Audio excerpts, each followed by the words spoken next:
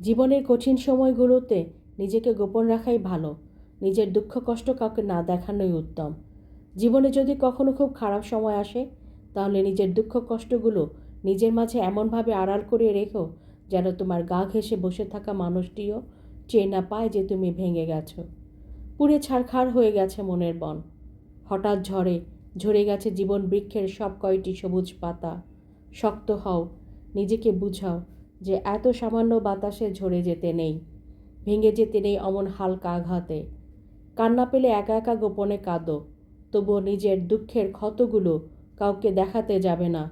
মনে রেখো যে নিজের জন্য আলো হতে পারে না, পৃথিবীর সমস্ত আলো মিলেও তাকে পথ দেখাতে পারে না। জানোই তো, মানুষ বড় নিষ্ঠুর ও নির্দয়। ভেঙে যাওয়া মৌচাক দেখলে ঢিল মেরে আরও বেশি ভেঙে দিয়ে পৈশাচিক আনন্দ পায় এইসব জঘন্য মানুষেরা।